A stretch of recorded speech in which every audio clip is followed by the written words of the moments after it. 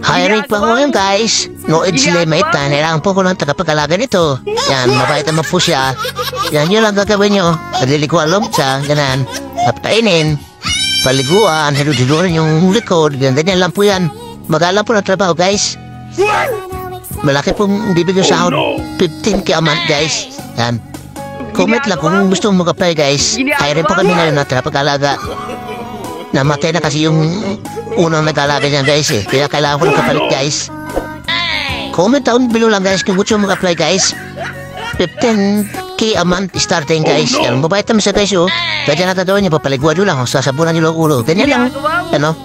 O diba? Madali lang naman guys oh. Wala kayo bang gagawin guys kundi ipapaliguan mo lang siya.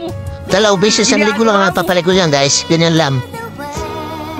At saka hindi rin mo masira sa pagkain yan guys. Kumakain naman siya ng mga daga lang, manok, na maliliit, yan. Pero